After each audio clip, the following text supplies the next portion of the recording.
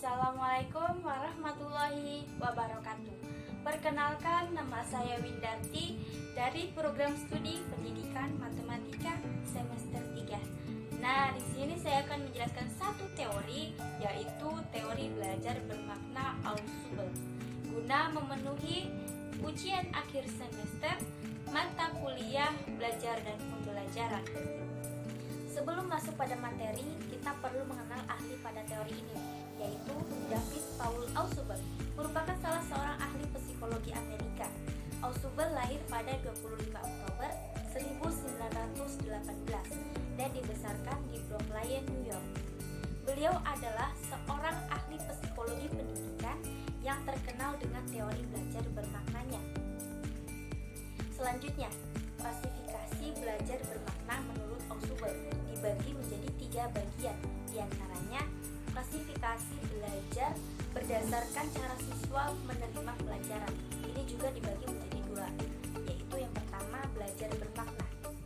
Ausubel mengemukakan bahwa belajar dapat dikatakan bermakna jika informasi yang akan dipelajari peserta didik disusun sesuai dengan struktur kognitif yang dimiliki peserta didik, sehingga peserta didik dapat mengaitkan informasi barunya dengan struktur kognitif yang dimilikinya.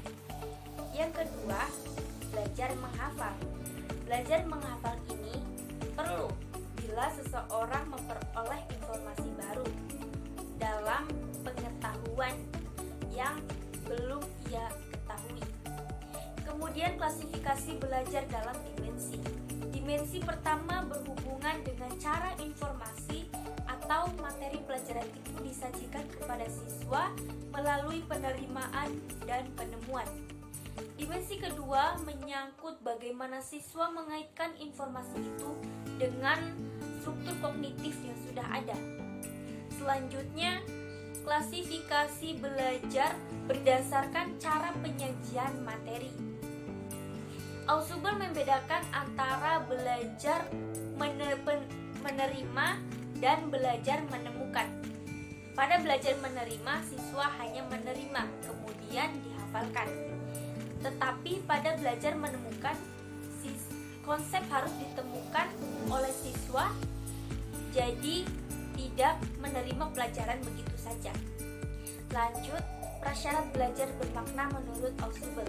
Pertama, belajar menerima yang bermakna hanya akan terjadi apabila siswa memiliki strategi belajar bermakna.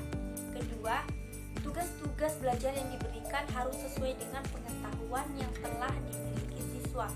Yang ketiga, tugas-tugas belajar yang diberikan harus sesuai dengan tahap perkembangan intelektual. Selanjutnya, prinsip dalam teori belajar Ausubel dibagi menjadi 4, yaitu yang pertama, pengaturan awal.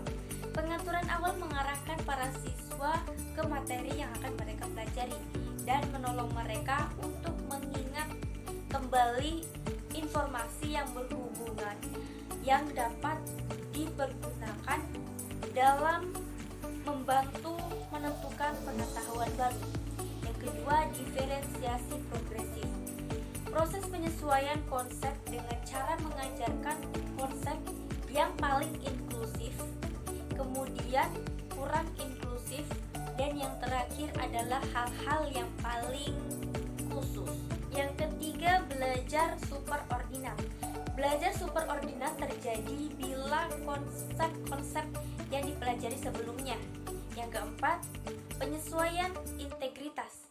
Untuk mencapai penyesuaian ini, materi pelajaran hendaknya disusun sedemikian rupa sehingga kita menggerakkan hierarki intelektual ke atas dan ke bawah selama informasi disajikan.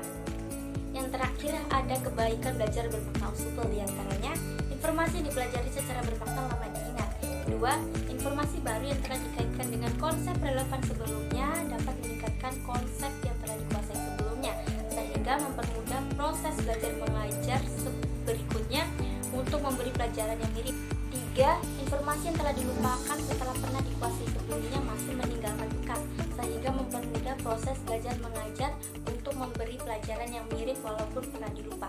Sekian, semoga bermanfaat. Wassalamualaikum warahmatullahi wabarakatuh dan sampai jumpa.